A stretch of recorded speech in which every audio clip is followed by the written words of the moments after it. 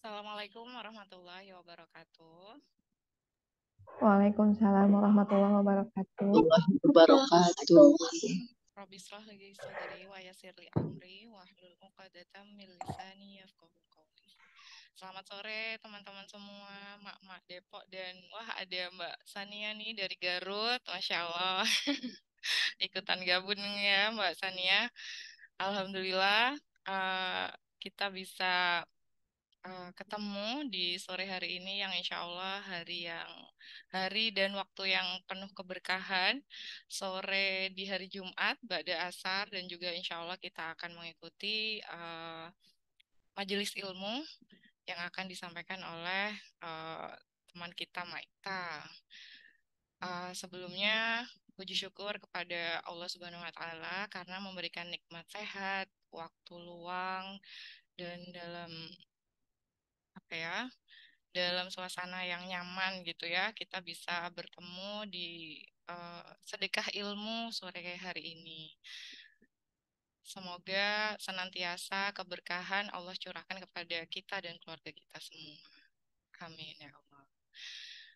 Oh iya, nggak lupa saya juga mengingatkan untuk saya pribadi juga untuk senantiasa meluruskan niat. Semoga dengan apa ya hadirnya kita di majelis ilmu ini akan menjadikan aktivitas yang menjadi pahala gitu ya. Karena ketika kita lurus niatnya untuk mencari ilmu, untuk mencari keberkahan, semoga ilmunya nanti juga bisa diamalkan dan balik ke kita sendiri gitu juga.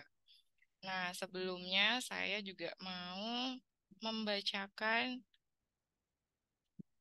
CV dari narasumber kita sore hari ini ya.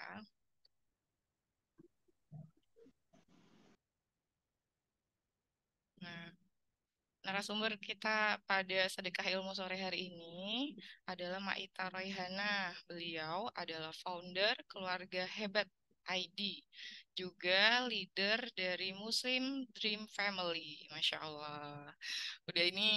Udah kelihatan dari beberapa aktivitas beliau ini udah relate banget dengan topik yang akan kita bahas ya, diskusikan pada sore hari ini.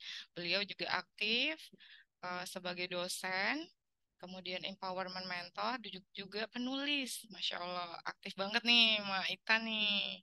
Beliau juga membersamai dua orang anak, bersama suami juga ternyata memiliki misi untuk nurturing the ummah melalui kegiatan research and empowerment.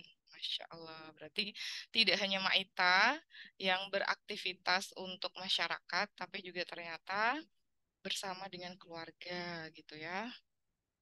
Nah, kemudian beliau eh, dengan background pendidikannya arsitektur di Universitas Brawijaya untuk S1-nya dan S2-nya di eh, ITB, mengambil jurusan eh, yang sama yaitu Magister Arsitektur Alur Riset. Masya Allah. Dan ini experience-nya banyak banget.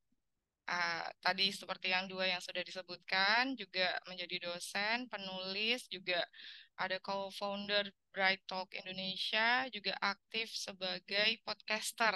Masya Allah. Udah banyak deh ininya ya experience-nya. Juga ada awards yaitu Best Female Participant di LPDP PK3. Wah, beliau juga award di LPDP ternyata. Juga ada Best Tartil Putri MTQ mahasiswa tingkat universitas di Universitas Brawijaya. Nah, berarti Masya Allah beliau Maita sudah berkecimpung di dunia organisasi itu juga dari kuliah gitu ya. Jadi insya Allah udah banyak pengalaman dan sore hari ini akan berbagi ilmu nih dengan kita. Nah, Masya Allah ya udah CV-nya sudah saya bacakan.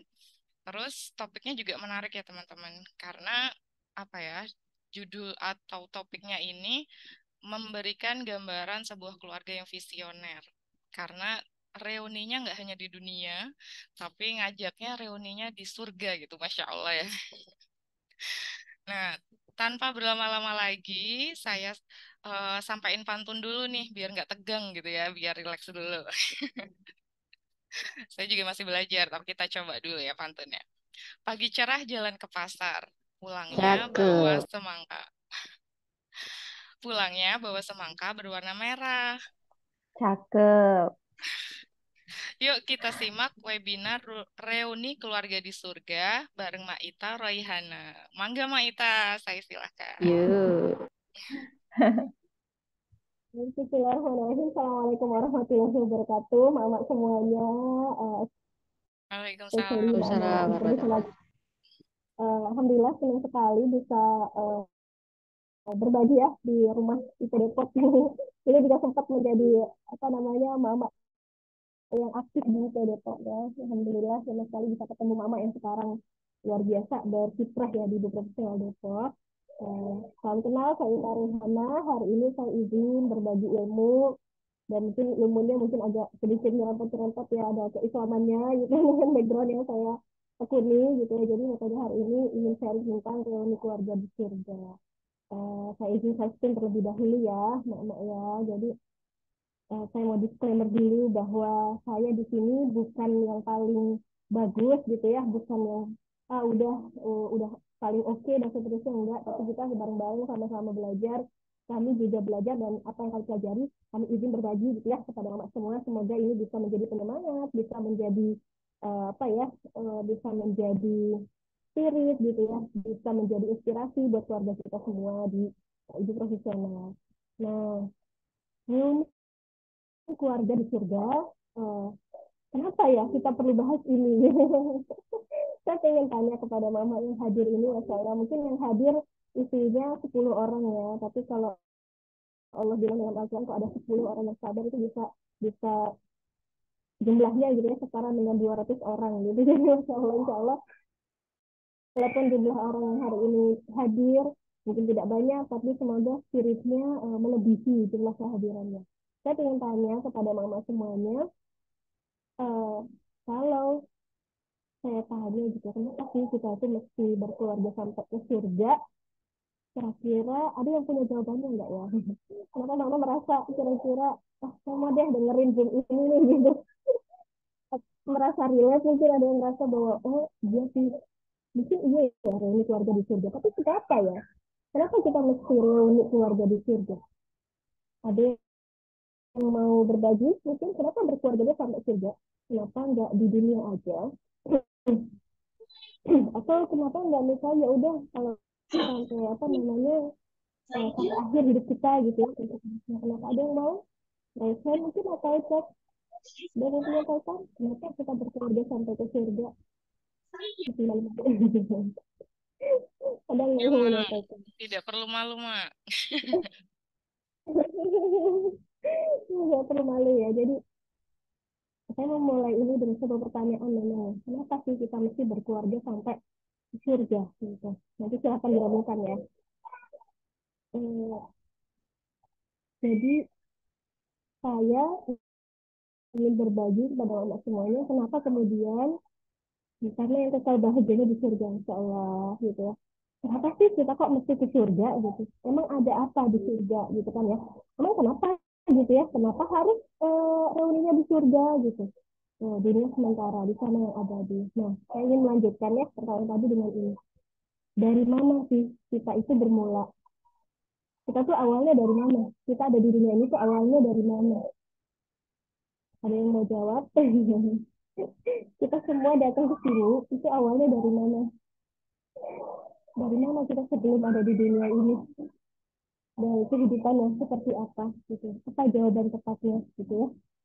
Nah, ada satu Al-Quran gitu ya, dalam Al-Quran, Quran surat An-Nisa ayat 1, ini ayat yang banyak sekali di attach gitu ya, ketika membahas tentang kehidupan dunia, pernikahan, dan seterusnya. Di sini Allah menyampaikan, wahai manusia, jadi karena manusia berarti untuk semua orang ya, agamanya apapun, ya, bertakwalah kepada Tuhanmu yang telah menciptakan kamu dari diri yang satu, Adam, dan Allah menciptakan pasangannya Hawa. Jadi nggak ada kehidupan di dunia ini yang nggak bermula dari dua orang ini, Adam dan Hawa. Ya. Dan nggak ada model pernikahan yang lain gitu ya, selain yang bermula dari dua model jenis ini. laki-laki dan perempuan, ya. Dan dari keduanya Allah memperkembangbiakan laki-laki dan perempuan. Maka Allah minta setelah tadi bertakwalah lagi gitu, bertakwalah kepada Allah dengan namanya, kamu saling meminta dan peliharalah hubungan kekeluargaan. Sesungguhnya Allah saling menjagamu dan mengasihimu, kira begitu. Apa sih message-nya gitu ya? Salah satu message-nya di sini bahwa kita itu berasal dari mana tadi ya? Tadi kan pertanyaan gitu, kita tuh awalnya dari mana sih? Ya, dari ayah Adam dan Bunda Hawa. Dan dari mana mereka? Dari mana mereka tinggalnya? Mereka tinggalnya di surga. Jadi kita semua itu awalnya dari mana? Ya, Nabi Adam itu awalnya dari surga. Ya. Enggak tiba-tiba disilakan ke dunia, Nabi Adam itu ya awalnya ada di surga. Maka sebetulnya kenapa kita mau reunian di surga? Karena itu rumah kita gitu. Kita semua pengen kan pulang ke rumah gitu ya. Ada nggak yang nggak rindu sama rumah gitu? Kalau rumah kita itu sesuatu yang memang kita rindukan banget gitu ya, sesuatu yang melekat sama diri kita, sesuatu yang melekat sama ruh kita, sesuatu yang melekat sama jiwa kita, sesuatu yang di are craving for gitu ya, kita tuh kelaparan gitu, rasa rindu itu terhadap rumah, kita akan mencari rumah itu. Dan rumah itu adalah jannah, adalah surga. Dan kita itu sekarang berada jauh dari rumah, jauh sekali gitu ya, dipisahkan ya, melintasi ruang dan waktu gitu ya, dunia yang lebih rendah. Dan yang lebih menyakitkan lagi adalah kita tidak lagi bersama Allah. Kalau emak-emak gitu ya mendengarkan pengajian-pengajian udah tentang jannah, gimana sih di surga itu ya? Kita ngomong aja datang tuh buahnya gitu ya. Ya Allah, buah itu enak banget sih, buahnya yang merunduk datang ke kita ini, kamu yang mana? Bahkan setiap buah itu dari dalam satu pohon tuh buahnya bisa beda-beda. Ya buahnya bisa sama tapi rasanya beda-beda dan seterusnya. Keindahan yang sangat luar biasa. Kita bisa ketemu Allah gitu ya. Setiap waktu, maka setiap Jumat Allah nemuin hamba-hambanya di jalan. Ya. Kita tidak lagi bisa melihatnya, berbicara dengannya, dengan indera fisik kita. Tidak seperti Bapak kita, Adam alaihissalam ya. Kita tidak lagi dapat merasakan kedamaian yang sama. Makanya seharusnya fitrahnya gitu ya, kita punya lubang dalam jiwa kita yang kita merindukan tempatnya. Bisakah dunia mengisinya? Tidak bisa. Kita mau nyari sejauh walau ke ujung dunia gitu, ujung samudra kita lalui, kita nggak akan bisa mengisi ruang kosong itu. Ruang kosong itu harus diisi oleh jannah gitu. Ya, Masya Allah. Kemudian ya, tempat pulang itu bernama jannah. Ada yang tahu ini tempatnya di mana? Ini di dunia kalau ini. Salah satu orang nyebutnya heaven gitu ya, heaven di dunia. Tempat yang paling indah ya jannah itu ya, tempat yang paling cocok untuk kita semua keluarga. Nggak ada tempat yang paling cocok buat kita kecuali jannah. Yang terbaik bahkan dari seluruh tempat di dunia. Jadi kalau kita mencari tempat di dunia ini, yang rasanya bisa menyanyi, rasanya surga itu nggak akan ada. Gitu. Jadi dunia ini itu, bagaimanapun hakikatnya, tidak akan bisa menyamai jannah. Tidak sempurna dan tidak akan pernah sempurna. Tidak akan pernah bisa memuaskan kebutuhan kita. Itu dunia. Seisinya. Di dunia seisinya itu ada apa saja? Banyak sekali. Di situ semua materi yang kita punya gitu ya. Dan hal-hal yang kita lihat secara mata, kasat mata di dunia ini adalah dunia yang temporer, semua itu bisa hilang. Nah, ketika kita kembali ke kehidupan abadi, semua yang tidak bisa kita lihat tadi, yang gaib tadi berubah menjadi makhluk. Semua amal solih menjadi makhluk. Gitu kan ya dalam hadis-hadisnya. Sehingga nanti akan terbalik gitu ya cara kita memandang begitu. Kalau kata Allah ya, orang-orang mukmin itu ketika sakaratul maut dia akan melihat ya semua semua manusia kalau sakaratul maut diputarkan film kehidupannya dari dia lahir sampai dia di hari itu. Dan dia akan bisa melihat apa saja yang dikumpulkannya, mana yang berguna dan tidak. Dan dia baru tahu bahwa, oh ternyata ini tidak berguna. Oh ternyata ini berguna dan seterusnya. Nah, kita di dunia ini nggak akan bisa memenuhi kebutuhan kita, gitu ya. Karena semua itu ada di sana. Gitu ya. Maka gitu ya, segala penawar dari setiap perjuangan kita hari ini gitu ya, adalah solusinya kembali kepada fitrah kita gitu ya. Nah, dan jannah itu bersama Allah sementara.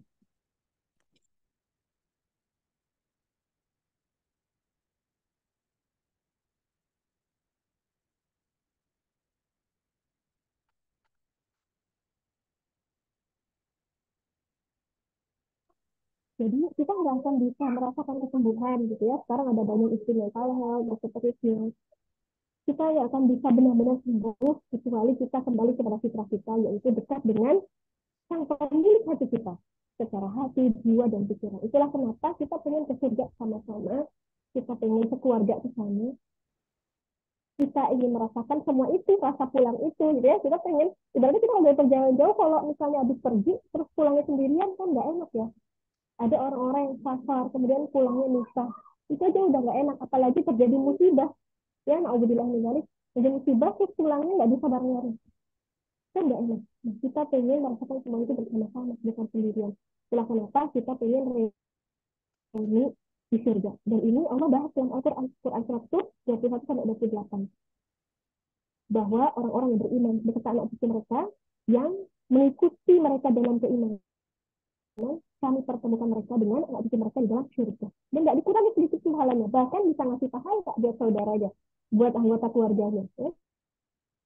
Dan Allah mengingatkan kita setiap orang terikat dengan apa yang dikerjakannya. Maka setiap apa yang kita kerjakan hari ini dalam rumah tangga kita itu mengetar.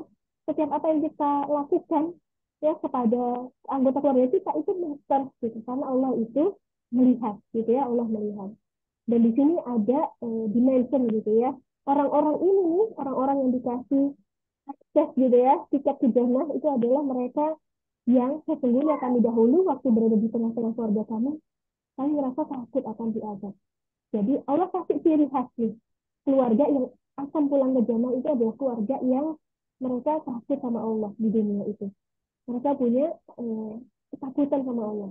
Kemudian di dalam surah yang lain juga Allah menyampaikan gitu ya tentang orang-orang yang mendapatkan surga, yaitu surga adil. Mereka dimasukkan ke dalamnya bersama-sama. Jadi surga itu ketika orang masuk ke sana nggak sendirian, ya, mak ya.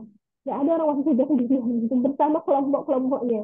Gitu, makanya kita pengen masuk ke surga bersama saudara kita gitu ya, suami kita, pasangan kita, anak kita, cucu-cucu kita yang bahkan kita nggak ketemu mungkin di dunia, cucu-cucu dan seterusnya. Dengan nenek moyang kita nggak pernah ketemu, mereka dikasih salam, assalamualaikum bima sabartum ya. Salam atas kesadarannya gitu ya. Dan mereka punya ciri, ada cirinya banyak ya, cirinya ada banyak. Kita coba mention satu-satu ya. Jadi ada syarat ya, ada syarat untuk surga sekeluarga itu ada syaratnya. Nah, dalam Al-Quran ada syaratnya. Yang pertama adalah menjadi keluarga yang berakal.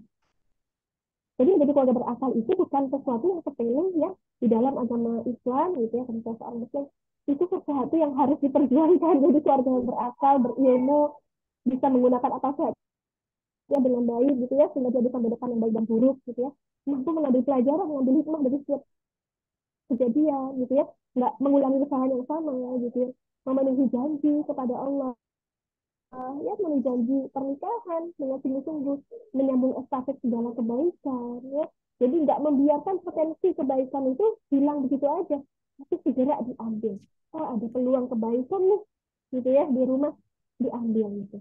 Sekedar nyuci piring itu peluang kebaikan, nggak diambil dan seterusnya. Jadi orang yang keluarganya orientasinya ke surga akan melihat segala tantangan ini sebagai sebuah potensi amal soleh. Akan berbeda cara melihatnya. Kalau hari ini kita banyak ada berita konflik ya di dunia internasional, kita bisa melihat sikap yang jauh berbeda ya dari dua kelompok. Yang satu cara berpikirnya adalah apapun yang bisa aku lakukan untuk kebaikan, untuk kemanusiaan, aku lakukan. Yang satu lagi yang bisa aku lakukan adalah hal yang mengikuti apa yang aku inginkan gitu ya. Aku akan juga lakukan. Misalnya seperti itu. Orang-orang yang tujuannya juga mereka menyadari bahwa hidup ini bukan cuma tentang dirinya aja, tapi tentang Allah. Ada hisab yang buruk.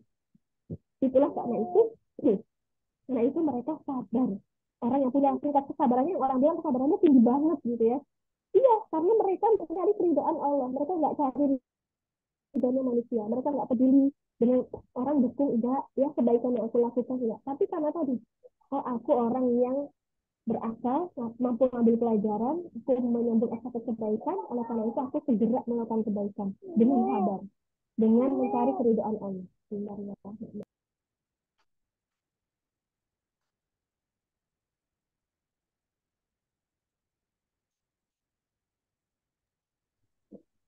Kemudian menjadi keluarga yang menafkahkan rezeki dalam segala keadaan, lapang maupun sempit. Ini nggak gampang gitu ya.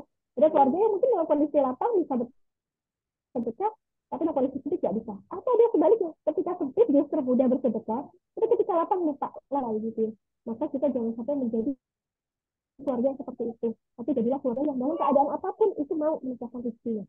Kemudian menolak kejahatan dengan kebaikan dan takut akan azab Allah Subhanahu wa taala. Nah, pertanyaannya gitu ya, syarat-syarat tadi udah kita penuhi belum dengan keluarga kita? Ya, karena pasti nggak gampang dong gitu ya. Aduh, baru sampai sini nih gitu ya. Tahapan berkeluarganya gitu baru sampai sini nih kondisi keluarga saya gitu. Maka kita juga harus melihat tantangannya apa saja ya tantangannya. Nah, mungkin juga di profesional kita juga belajar bahwa membangun keluarga itu artinya membangun kesepahaman. Ketika kita udah mau reuninya ke surga, kita punya tantangan. Apakah kita punya kesepahaman, alasan dan tujuan yang sama? Oke. Apakah kita punya alasan tujuan yang sama ketika berumah tangga? Kenapa sih kita berkeluarga? Kemana sih bahtera ini akan berlayar? Menuju ke pulau apa? Kalau alasan dan tujuannya masih beda-beda, gimana kita mau reuni di tempat yang sama? Nggak bisa. Jadi kita harus membangun kesepahaman dulu bahwa kita punya alasan dan tujuan yang sama sehingga kita mau kejar itu. Kemudian ada dua nasihat yang ini ya. Yang satu dari Dr. Amir Khalid, ini seorang ini apa namanya pakar keislaman. Dia bilang tujuan itu tidaklah bertumpu pada kemahiran, kecerdasan, derajat prestasi akademis gitu ya. Jadi orang punya tujuan itu bukan karena background itu gitu ya. Tapi tujuan itu adalah rezeki dari Allah dan keberanian keluarga dalam menghadapi tantangan. Jadi tidak menjamin orang yang mahir, cerdas gitu ya, derajat prestasi akademiknya bagus, itu bisa punya tujuan yang bagus dalam kehidupan. Itu tidak menjamin. Nah, tujuan itu adalah rezeki dari Allah yang itu akan jadi magnet yang menarik seluruh anggota keluarga untuk menuju ke sana. Makanya penting sekali kayak kita belajar di profesional membangun tujuan kan untuk diri kita ketika kita menjalankan peran ibu. Apa sih tujuan saya jadi seorang ibu ini gitu ya. Begitupun juga saat kita berkeluarga, apa tujuan kita yang itu akan jadi magnet keluarga kita untuk melakukan hal itu. Ya, apa jika tujuan itu karena Allah untuk islah kebaikan untuk membantu orang lain, maka tujuan itu akan semakin kuat dan Allah yang akan menolong mengeratkan ikatan keluarga itu. Kadang impossible kok kayaknya padahal dia itu loh keuangannya biasa-biasa aja, tapi dia itu masya Allah gitu ya suka berbuat baik bahasa terusnya. Siapa yang menolong mereka? Allah. Siapa yang mengeratkan ikatan keluarganya mau gitu ya hidup sederhana tapi banyak bantu orang misalnya gitu. Ya karena Allah yang mengeratkan ikatan keluarganya melebihi sekedar tujuan-tujuan yang mungkin semu gitu ya. Kemudian ini juga Stephen Covey, bukan muslim ya, tapi beliau menyampaikan bahwa beliau itu kan bisa nulis buku banyak sekali ya, menghasilkan banyak buku yang banyak jadi rujukan orang. Dia menyampaikan rahasia suksesku adalah karena aku bagian dari sebuah keluarga yang mempunyai tujuan dan misi, yaitu membantu orang lain. Bayangin, orang yang apa namanya nggak sampai jannah itu dia, tapi ketika keluarganya punya tujuan dan misi yang jelas, maka itu akan jadi kebiasaan mereka. Ya, saya itu dan anak-anak berpergian untuk menemukan tujuan, menggelar pertemuan, untuk menemukan tujuan. Namun tidak satu pun yang bisa kami katakan. Kami mulai mengumpulkan impian dan harapan. Saya tidak menyadari bahwa ternyata saya telah melakukan sesuatu yang lebih dari sekedar pertemuan keluarga yang bersikeras untuk menemukan tujuan. Yang sekarang kami mencari tujuan baru lagi. Jadi ketika dia nulis buku ini gitu ya, anak-anaknya dan istrinya juga ikut nulis buku. Jadi bukan cuma dia akhirnya nulis buku, tapi keluarganya juga ikutan nulis buku karena mereka melakukan itu dengan satu tujuan yang sama. Maka pertimbangan keluarga kita punya tujuan yang sama. Karena tujuan akan mengubah cara pandang dan pilihan sikap kita dalam menjalankan rumah tangga. Keluarga yang punya tujuan akan sangat berbeda dengan keluarga yang tidak punya tujuan. Keluarga yang tujuannya A akan berbeda dengan keluarga yang tujuannya B dengan keluarga yang tujuannya C.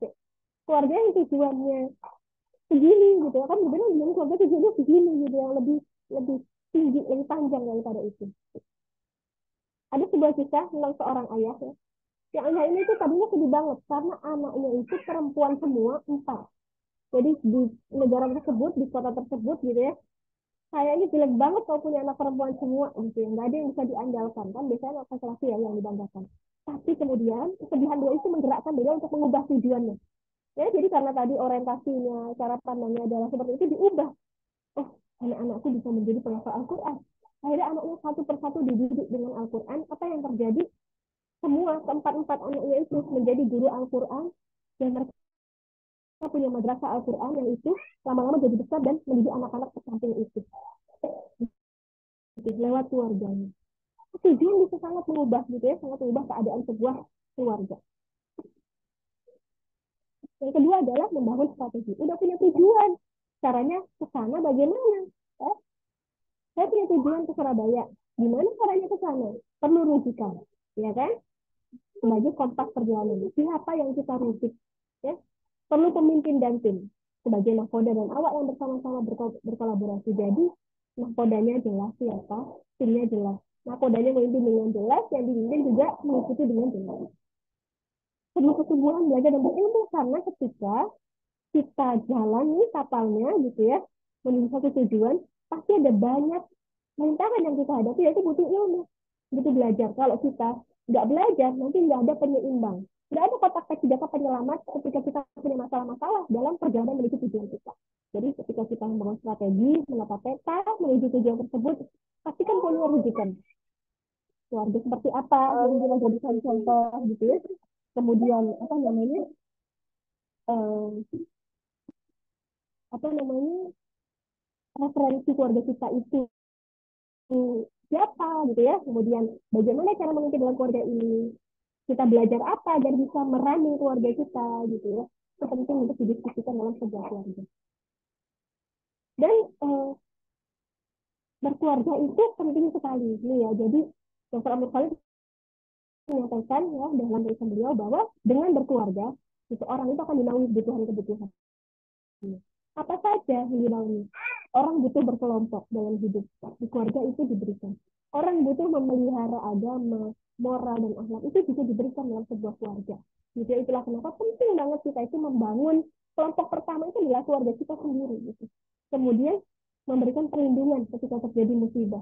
Dapat saling perkenalkan dua anak muda untuk dinikahkan secara terhormat.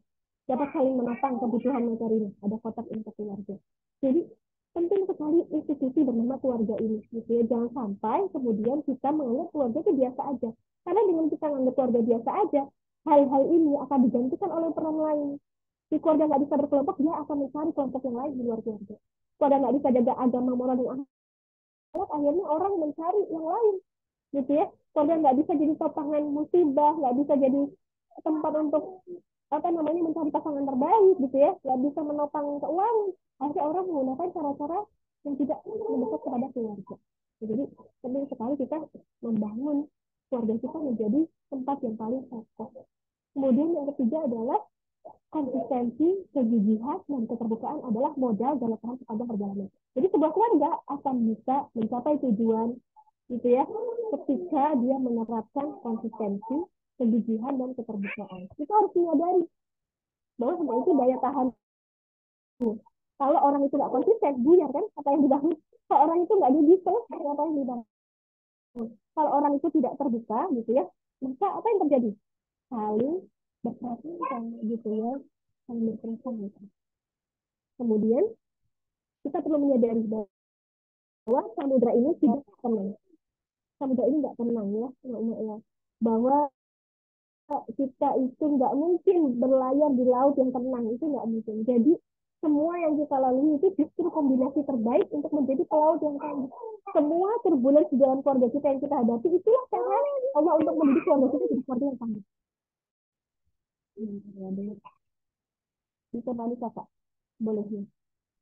Kemudian rumah tangga bukan amal soleh sendirian. Ya, jadi jangan hanya soleh sendirian di keluarga aja. Dan itu perlu niatan yang kuat untuk semangat berinisiatif mengajak dan merangkul. Ya, bukan menunggu dan menanti. Kadang kita adalah dia duluan gitu ya, kadang berpikir aku kan nggak diajak kalau gitu. Jangan seperti itu. Tapi kita yang mendorong diri kita untuk tadi menjadi satu kebaikan yang pertama. Yang terakhir adalah perlu of understanding ya pada segala kondisi. Jadi ada sebuah quote nih dari saya suka banget. Understanding people is an art. Ya, memahami manusia itu sebuah seni. Tapi everyone, ya, semua orang itu sama. Maka tugas kita di keluarga adalah jadilah seniman. Jadilah orang yang memahami seni berkomunikasi dengan orang lain di dalam rumah tangga kita. Karena kalau kita nggak tahu nih seni memahami pasangan kita, anak-anak kita itu bagaimana, seni memahami diri kita sendiri, bahkan kita nggak tahu, nggak mungkin daya tahan ini akan kebangun. Kita akan mudah roboh. Keluarga kita juga akan mudah roboh. Nah ini dulu saya pernah nulis ya. Saya pernah membuat podcast ini, dia agak berat gitu. Judulnya Art of Understanding.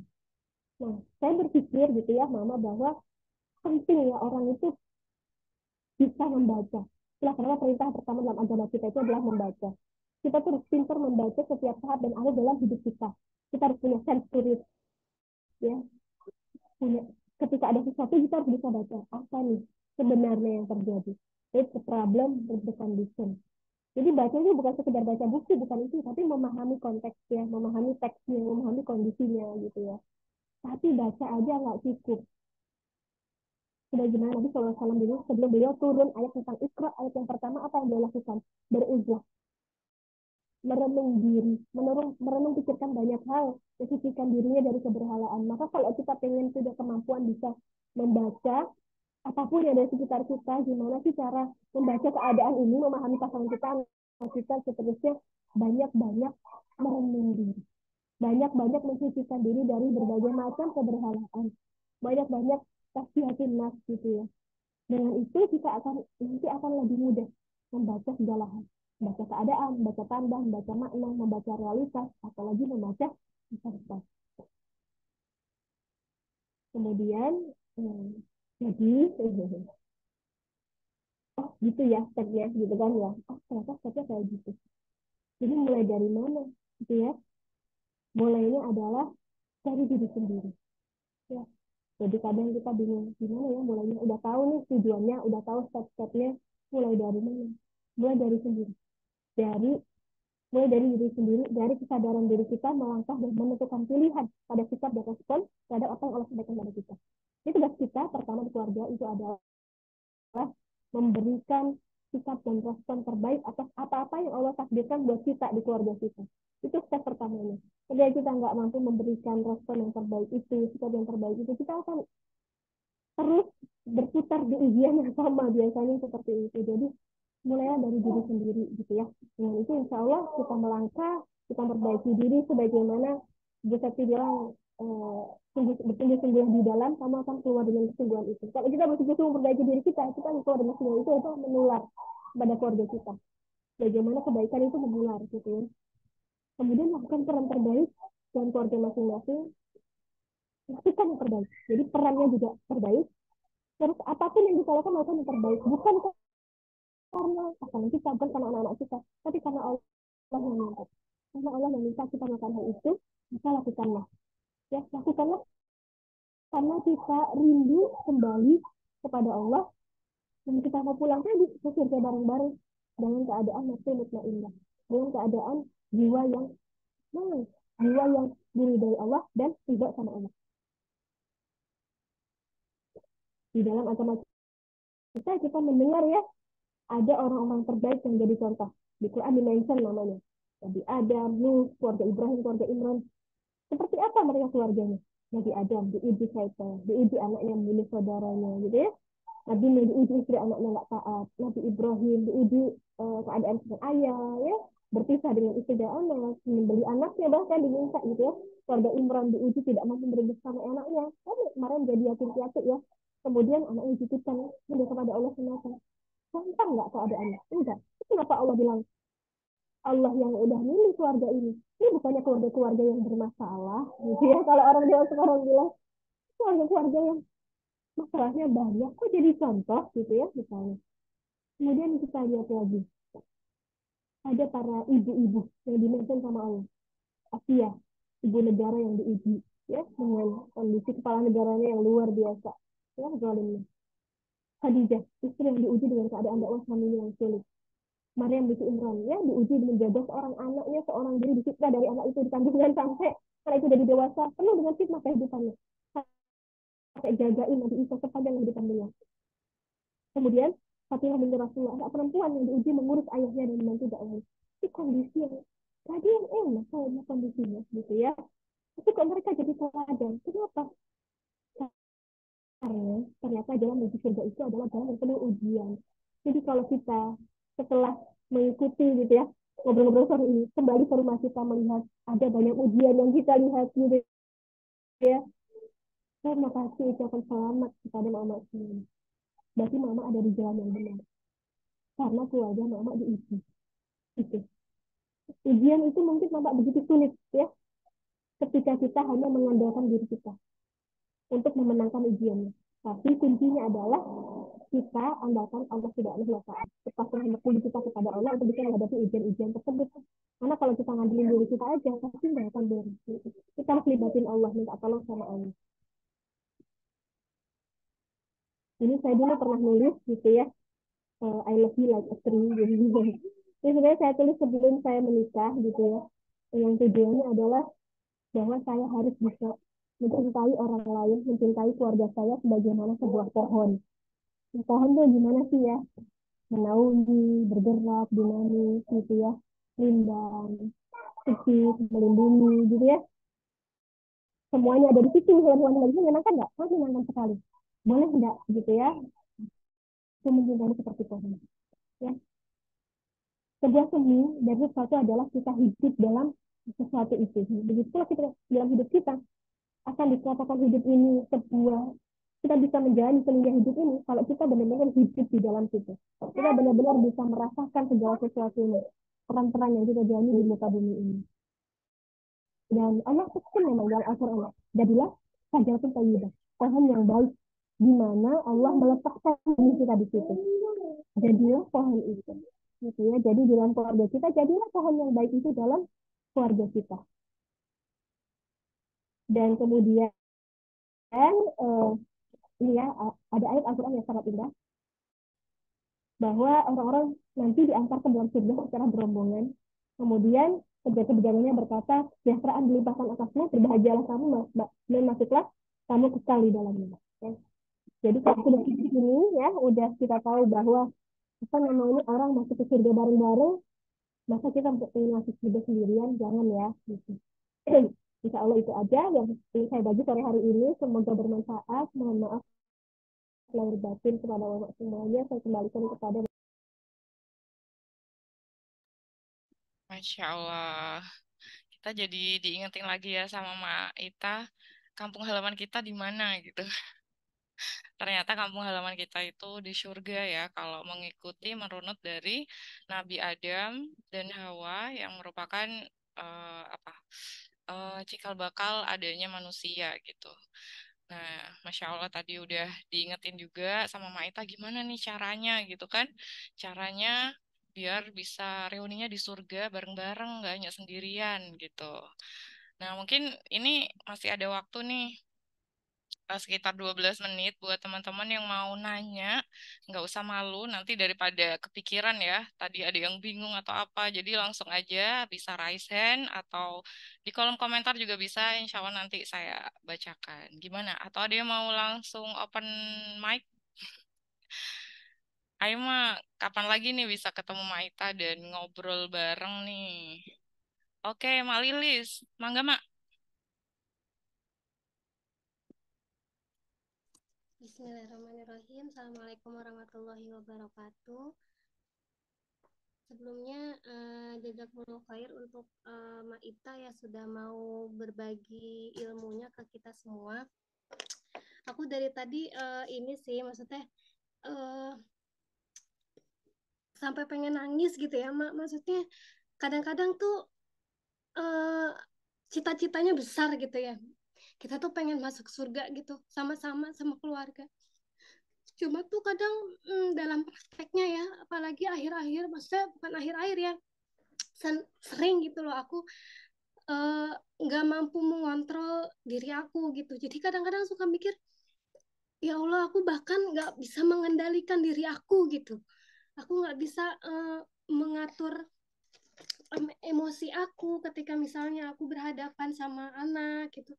Jadi kadang-kadang ini gimana aku kalau misalnya mau mau me, me, apa menggantungkan cita-cita setinggi itu gitu. itu cita-cita kita semua gitu ya Mak, cuman dalam prakteknya tuh bener-bener sulit banget gitu. Gimana sih Mak Ita caranya supaya kita tuh nggak putus asa gitu ya terhadap apa yang kita hadapin gitu sehari-hari, supaya kita tetap semangat gitu Maita, apa tetap punya cita-cita itu gitu Maita. Jazakillah khair. Ya, makasih Mbak Lilis. Pertanyaannya kayaknya cukup mewakili para emak-emak juga ya. Ya mungkin dalam kesehariannya juga mendapatkan tantangan-tantangan yang pastinya berbeda. Mangga Mak Ita bisa langsung dijawab. Baik, bismillahirrahmanirrahim. Allahumma shalli ala Muhammad wa ala ali Muhammad. Jadi, saya jadi ingat gitu ya, ketika membahas hal seperti ini kan sesuatu yang sangat visioner ya. Sesuatu yang kayaknya, aduh, bikin kita tuh, pengen banget deh ketemu sama Allah segera gitu ya. Pengen balik ke jannah deh, gitu.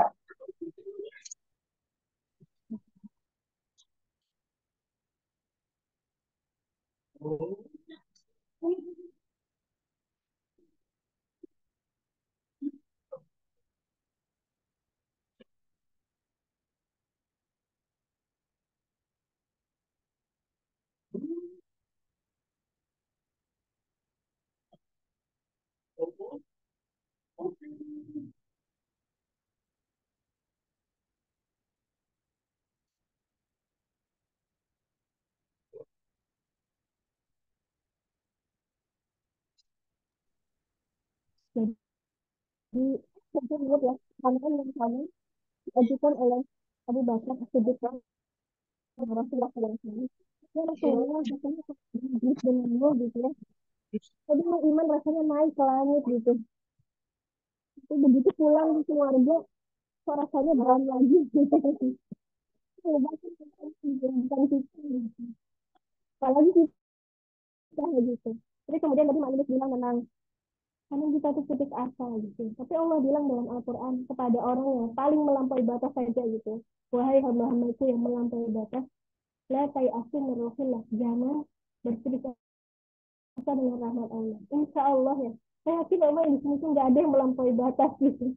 Kalau kepada orang yang melampaui batas saja Allah bilang jangan putus asa dengan rahmat Allah, apalagi kita gitu kan.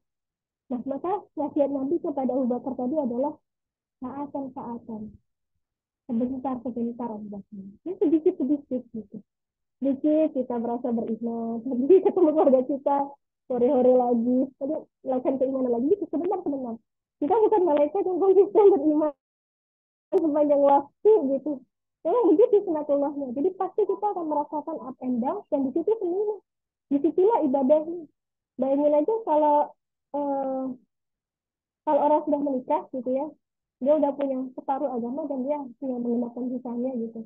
Nah maka bobot yang kita jahit dalam rumah tangga itu setara dengan setara yang kita jahit dalam kehidupan kita ibadah yang lain itu gitu. Jadi pasti akan sangat berat gitu. Itu dulu yang harus kita pahami. Namun dengan gitu. Jadi dengan kita pahami bahwa ini pasti berat, kita terima beratnya itu. Berat ya, ngasih tahu anak berat ya, misalnya saya nih, mesti wajiban tuh anaknya nangis gitu. Berat, nggak apa-apa gitu ya, memang begitu keadaannya. Kita ada penerimaan dalam diri kita. Bahwa proses yang kita lalui itu nggak ringan, pasti akan berat. Tapi yang membedakan orang yang, apa namanya, nggak punya pegangan, dengan punya pegangan adalah, ini berat, tapi Allah lihat gitu. Karena Allah lihat, maka saya juga akan berusaha yang lebih baik. Ada hal-hal yang kadang bisa membuat diri kita lebih baik dalam berumah tangga. Yang pertama adalah kita melihat, kalau saya pribadi ya, melihat resikonya. Resiko yang terjadi atas respon kita yang tidak tepat. Itu bisa jadi pelajaran buat diri kita. Ada. Ketika misalnya saya melihat respon anak saya ketika saya marah gitu ya. Apa yang terjadi sama dia ketika itu satu kali, dua kali, tiga. Tapi kalau udah tiga kali, empat kali berulang, terus kita lihat pola yang sama, kita harusnya tadi ya, kalau kita bisa ikra gitu dengan kondisi rumah tangga kita akan refleksi. Kalau saya nggak refleksi ya, dan kita harus mundur. Kita tarik mundur, kita harus mengambil langkah bagaimana Rasulullah. Gelisah dengan kondisi Makkah gitu ya. Beruzlah, melihat Makkahnya dari jauh. Bukan berarti kita kabur ya, tapi enggak juga. Tapi gunakan waktu-waktu sunyi sendiri itu untuk merenungkan kondisi rumah tangga kita, kondisi diri kita. Apa yang menyebabkan kita nggak bisa merespon dengan baik? Apakah kitanya yang sedang dalam kondisi low, kurang makan, kurang tidur, kurang kasih sayang, gitu misalnya? Atau kalau kita punya masalah-masalah old business yang belum selesai gitu, masalah-masalah yang belum selesai. Atau kita punya sudut pandang yang itu udah melekat banget dalam pikiran kita, padahal itu nggak benar. Kita pretelin tuh, kita melakukan perenungan itu. Yang kedua adalah melakukan tasfiyatun nafs.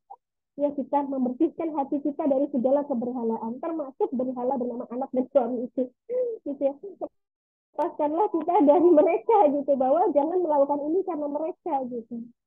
Cari panduan bagaimana cara menghadapi pasangan dan suami karena Allah gitu. Karena Allah yang minta. Allah yang minta kita mendidik anak kita dengan sebaik-baiknya. Karena itu juga nanti akan berdampak pada kita di masa tua gitu kan ya, dalam kehidupan dunia. Itu akan berdampak dengan hubungan kita dengan anak-anak, dengan hubungan kita dengan pasangan. Yang ketiga juga itu akan berdampak pada kehidupan anak kita gitu kan, kita melakukan itu dengan reason manusiawi gitu. Tapi kita jangan lupa bahwa ya Allah memerintahkan itu karena itu pasti ada banyak hikmah dan kebaikannya gitu. Itu kita renungi dalam diri kita, terus kita perbaiki satu persatu, nggak bisa semua. Rumah tangga itu proses yang sangat panjang. Untuk memperbaiki satu sikap itu bisa jadi butuh 1 bulan, 2 bulan, 3 bulan, 6 bulan, setahun. Karena insya Allah memahami apa yang saya sampaikan ini, karena pasti mengalami satu sikap yang kita dulu orangnya kayak gitu terus bisa berubah jadi kayak gini, ternyata butuh satu titik momentum crash yang luar biasa gitu yang kita berubah. Jadi begitu. Begitupun pasangan kita, begitupun anak-anak kita. Jadi kita harus menikmati prosesnya. Ya, caranya kita nikmatin proses itu. Jangan kita tolak prosesnya. Kita nikmati proses itu dan kita perlahan-lahan menjadi lebih baik. Gitu. Dan terakhir ya itu. Jangan putus asa sama Allah. Karena Allah itu selalu melihat kita. Jadi Allah tuh lihat. Apapun yang kita lakukan, kan kata Nabi, bekerjalah. Maka Allah beserta orang-orang beriman akan melihatnya. Gitu. Jadi yang lihat siapa? Allah dan orang-orang beriman. Kalau kita melakukan kebaikan, Allah bilang apa? Malaikat, dan semut-semut, ikan-ikan akan mendoakan gitu kan? Orang itu yang kita ingat dalam pikiran kita. Orang lain yang nggak di situ nggak melihat nggak masalah gitu ya. Ada orang-orang yang misalnya membuat hati kita nggak nyaman, nggak melihat, ya nggak masalah. Tapi kita tahu bahwa Allah, orang-orang beriman pasti akan melihat apa yang kita lakukan dan akan bersaksi kepada Allah tentang apa yang kita lakukan. Itu udah cukup buat diri kita. Kita juga belajar untuk mencukupkan diri kita terhadap hal-hal yang nggak bisa kita kontrol. Itu juga perlu kita lakukan. Hal-hal yang bisa kita kontrol seperti kita, kok saya masih begini ya, tapi pengen kerjaan kok saya masih begini. Tadi kita telusur apa yang bikin saya masih begini, itu apa, itu harus direnungkan. Masing-masing orang bisa berbeda-beda. Nanti kalau butuh diskusi lebih lanjut boleh Jafri. Begitu Mak Ismail. Mohon maaf lahir batin. Oke, Masya Allah ya, Mak. Berarti emang kuncinya itu apa ya? Hanya karena Allah gitu ya. Jadi kalau kita melakukan setiap peran kita hanya karena Allah, insya Allah apa ya, koneksinya lebih kuat dan kita nggak tadi tidak mudah untuk berputus asa gitu. Karena memang ketika kita sepertinya melakukan terbaik, aku sudah melakukan terbaik untuk suami, untuk anak, ternyata responnya tidak sesuai ekspektasi gitu kan. Kadang karena kita menunggu respon manusia ya banyak kecewanya gitu kan. Cuma ketika kita melakukan terbaik karena Allah dan yakin Allah akan melihat apa yang kita kerjakan, insya Allah ya tetap semangat. Untuk Mak Lilis, peluk dulu dan mak-mak yang lain semangat. Ada lagi nggak Mak yang mau nanya nih, mumpung masih ada nih waktunya. Sebelum waktu berakhir, ada yang di kolom komen mungkin? Oh belum. Ayo raisen aja, nggak apa-apa, nanti penasaran loh. Oke, ada Mbak Sania. Mangga, Mbak Sania. Oke. Mohon maaf on off cam ya. Jelas gak suaranya? Iya, nggak apa-apa, Mbak. Jelas. Oke. Assalamualaikum. Mbak, saya ikut ini karena memang tertarik dengan judulnya ya. Apa namanya? Berkaitan dengan syurga juga. Jadi, nah terus tadi nyambung nih dari pertanyaannya Mak Lilis dan pembahasan tentang hanya karena Allah gitu, dan tidak menjadikan suami dan anak sebagai berhala juga. Kayaknya saya tuh ada juga di posisi itu gitu. Jadi kan saya tuh kehilangan anak pertama di usianya yang ke 3 tahun waktu itu. Nah, terus sempat recovery begitu cepat gitu ya, sampai merasa bahwa udah sembuh nih gitu. Nah, terus seiring berjalannya waktu, ternyata kayaknya saya tuh kayak lagi naik tangga, terus jatuh lagi gitu si imannya tuh. Jadi lagi udah cukup atas, terus tiba-tiba jatuh lagi. Nah, ketika jatuh ini tuh, kadang yang ada di pikiran saya tuh, karena sesuatu yang bisa kita bayangkan tentang surga itu hanya anak saya gitu ya. Maksudnya semuanya tuh abstrak kan di surga tuh, kita Allah abstrak gitu ya, dan apa-apa yang ada di surga itu abstrak gitu untuk saya, kecuali ada anak saya di sana yang nunggu. Nah, apakah perasaan seperti itu bisa juga jadi tidak hanya karena Allah itu gitu? Apakah saya juga memberhalakan anak saya?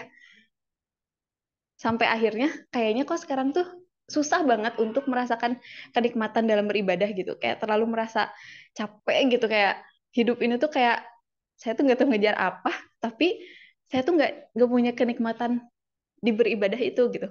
Apakah gara-gara hal itu atau apa? Terus step apa sih yang harus saya lakukan gitu? Step pertama yang harus saya lakukan agar hal yang tadi itu hilang gitu, supaya lurus nih karena Allah gitu, bukan karena ketika iman kita turun. Terus yang saya ingat tuh adalah, oh iya ada yang nunggu nih, ada yang ngeliatin di sana gitu. Tapi dan itu pun bukan hanya Allah gitu. Jadi saya ada ingat anak saya gitu di saat momen seperti itu.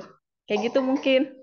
Mbak, terima kasih. Jazakallah khair. Assalamualaikum warahmatullahi wabarakatuh. Waalaikumsalam. Makasih Mbak Sania. Bisa langsung Mbak Ita. Iya, jadi kalau inilah ya Mbak, atas apa yang terjadi gitu ya. Dan insya Allah ya Ananda karena meninggal di usia muda juga gitu ya, sebagaimana janji Allah akan menjadi tabungan di surga gitu ya. Melihat kisah ini gitu ya, mendengar kisah ini saya jadi teringat tentang seorang tabi'in. Ada seorang tabi'in yang di masa mudanya itu orang yang nggak soleh gitu ya, yang mabuk-mabukan dan seterusnya, sampai ketika dia punya anak kecil gitu ya, namanya Fatimah atau siapa saya lupa, tapi pada suatu hari itu dia masih melakukan hal-hal buruk, terus anaknya itu wafat gitu ya. Anaknya wafat, terus pada suatu hari beliau itu bermimpi gitu ya, beliau bermimpi di sebuah padang, beliau dikejar-kejar oleh ular-ular yang besar gitu ya, ular yang besar, dia mau dimakan sama ular-ular itu. Gak ada yang bisa beliau lihat kecuali satu, ada Pak Tua. Oh, ada Pak Tua, mungkin ada yang pernah dengar kisah ini. Ada Pak Tua, itu rupa sekali, dia minta tolong sama Pak Tua itu gitu ya. Tapi Pak Tua itu bilang, aku tidak bisa membantumu gitu ya, aku tidak bisa membantumu, coba kamu pergi ke bukit itu gitu, di sana ada anak-anak gitu. Jadi dia pergi ke bukit itu, dia lari lah dikejar ular tadi ke bukit itu, terus ada anak kecil yang berteriak, Fatimah, Fatimah, bukankah itu ayahmu gitu. Terus kemudian Fatimahnya datang, dia melihat, dan si tadi ini itu melihat juga bahwa itu anakku gitu kan ya, gitu. Kemudian dia manggil anaknya itu ya, terus anaknya bilang, ayah apa yang sedang kau lakukan gitu ya, yang sedang kau lakukan, kalau aku dikejar-kejar ini gitu. Terus anaknya bilang gitu, ayah tahukah engkau siapa mereka gitu. Saya nggak tahu siapa gitu. Terus kata anaknya, ayah, ular-ular itu adalah kemaksiatan yang kau lakukan di dunia, dan kakek tua itu adalah amal solehnya gitu. Jadi anaknya bilang bahwa ya keburukan yang dia lakukan itu gitu lebih besar, jauh lebih besar, dan kakek tua itu nggak bisa menolongmu ayah gitu.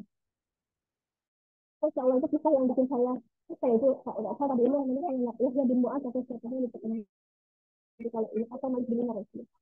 Yang bikin ketika baca kisahnya, ya Allah, itu setelah itu gitu ya, anaknya membacakan sebuah ayat Al-Quran yang kemudian tabiin tersebut bangun ya, bangun subuh-subuh, dan beliau melantunkan itu dalam bangunnya, dia beliau menangis banget gitu, dan dia bangun sampai melantunkan ayat itu yang disampaikan dan itu, dan ternyata di masjid di rumahnya juga Imam Mahdinya juga melantunkan ayat tersebut. Dan setelah kemudian beliau bertobat kepada Allah. Nah, message yang pengen saya lagi adalah apa namanya dari kisah tadi. Barangkali mungkin bukan tentang anaknya gitu ya, tapi tentang bahwa ada hal-hal dalam kehidupan kita yang nanti akan dibuka sama Allah ya, dia melalui tentang kondisi amal soleh kita itu gitu. Mungkin itu bisa menjadi perenungan buat kita gitu, kira-kira besar mana. Kemudian ya ternyata ya apa namanya anak itu bisa menjadi wasilah gitu ya dari Allah untuk menyampaikan kita itu kepada orang tua lewat mimpi. Nah kadang ketika kita tidak dikaruniai Allah gitu ya anak yang wafat, saya qadarullah punya pengalaman punya kakak yang anaknya wafat juga di usia dini gitu.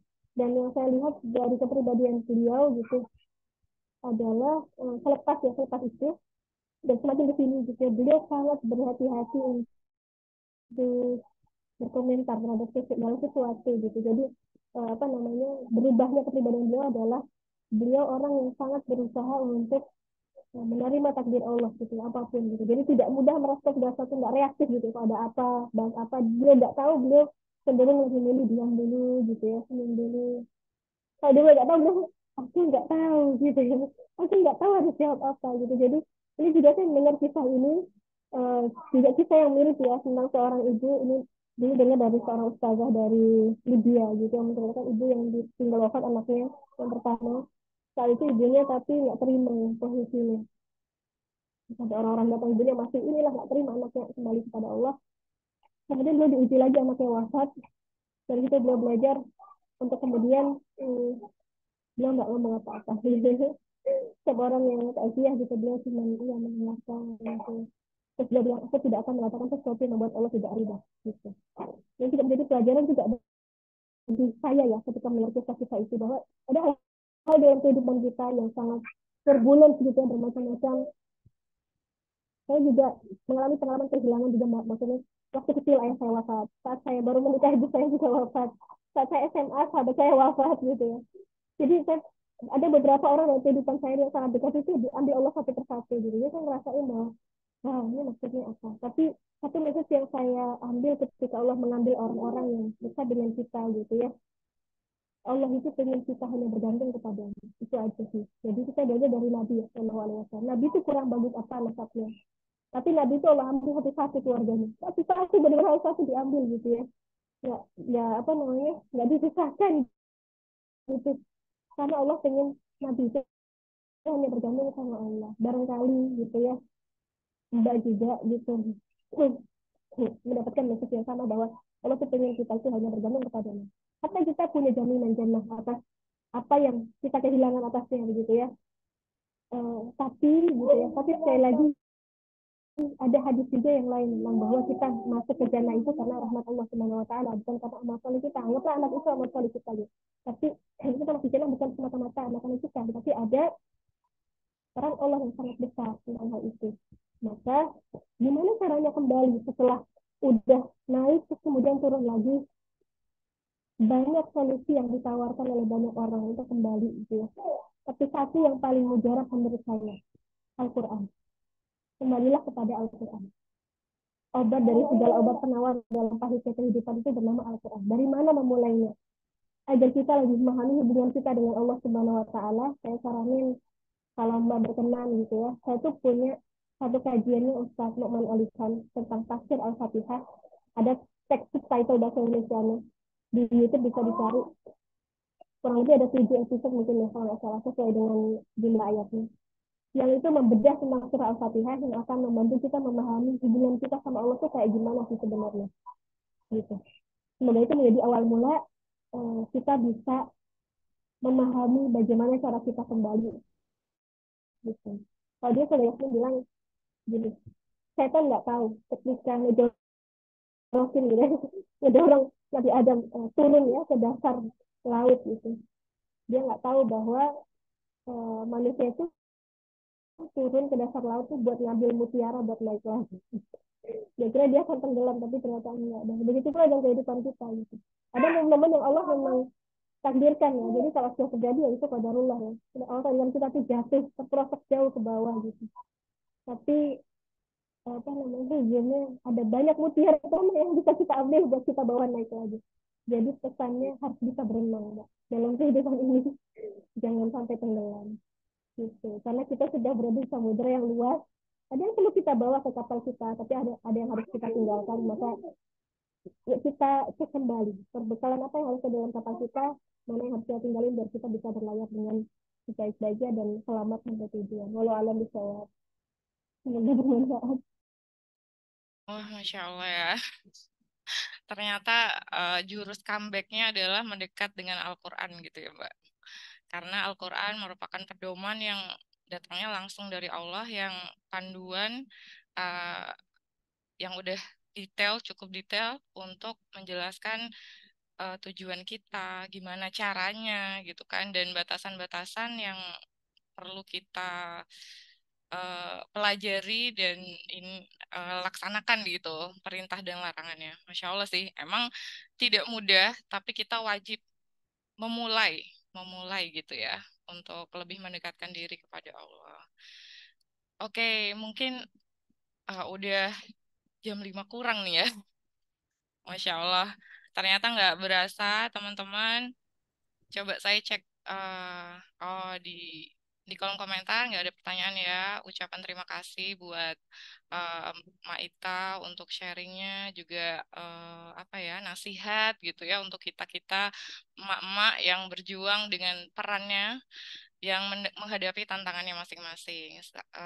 Sebelum menutup ini karena udah hampir udah lewat 1 jam gitu ya. Jadi saya coba untuk memberikan review tadi yang sudah disampaikan oleh Maita. Tadi kan judulnya Reuni Keluarga di Surga. Nah, itu kenapa? Tadi alasannya karena kampung halaman kita di surga, merujuk ke eh, Nabi Adam dan Hawa yang merupakan nenek moyang kita gitu ya. Terus gimana caranya? Yang pertama adalah kita harus punya tujuan, kemudian strategi, dan juga konsistensi, kegigihan, keterbukaan yang merupakan modal daya tahan untuk sepanjang perjalanan di dunia ini. Yang kita diibaratkan ada yang bilang adalah musafir gitu ya, yang lewat doang nih. Terus tadi nasihatnya kata Maita juga, ketika nggak kuat, ingat, insya Allah Allah itu melihat, jangan pernah putus asa dan coba apa ya diinternalisasi di diri kayak apa, sebentar sebentar, insya Allah akan ada masanya kita bisa kembali pulang di kampung halaman kita di surga. Jangan lupa selalu menguatkan koneksi dengan Allah dan melakukan peran-peran terbaik kita hanya karena Allah. Mungkin cukup sekian dari saya untuk apa ya, menemani narasumber kita di sore hari ini. Kalau di Depok lagi hujan-hujan gerimis, lagi sendu, lagi enak nih sambil ngeteh. Eh, Cukup sekian dari saya selaku moderator. Mohon maaf jika ada salah-salah kata dalam menemani teman-teman ngobrol di sore hari ini. Jazakillah khair untuk Maita, sharing ilmu dan nasihatnya. Sekali lagi. Dan juga terima kasih buat teman-teman yang udah meluangkan waktunya ya ngobrol dan juga sharing pengalaman yang juga jadi pengingat buat kita semua. Terima kasih teman-teman. Ya, jazakillah khair semuanya, teman-teman ya. Saya akhiri eh, sedekah ilmu sore hari ini. Semoga ada kesempatan lagi ketemu di next sedekah ilmu. Saya akhiri. Tunggu, kita foto dulu kali ya. Nggak boleh lewat kayaknya. Mangga yang bisa on cam, kita on cam sebentar buat foto-foto bersama. Oke, udah siap. Kok saya nggak muncul ya? Loh, nggak apa-apa deh. Oke, saya hitung ya. 1, 2, 3. Bentar. Oke. Bentar. Oh, ada mbak mau muncul nih. Oke, lagi ya. 1, 2, 3.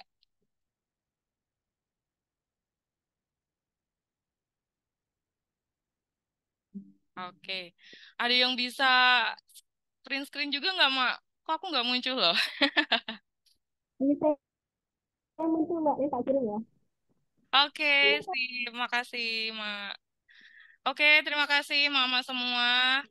Semoga sehat selalu dan semoga juga Allah selalu melimpahkan keberkahan di kepada keluarga kita semua. Saya akhiri. Wassalamualaikum warahmatullahi wabarakatuh. Waalaikumsalam Waalaikumsalam warahmatullahi warahmatullahi wabarakatuh. wabarakatuh. Jazakallah khair.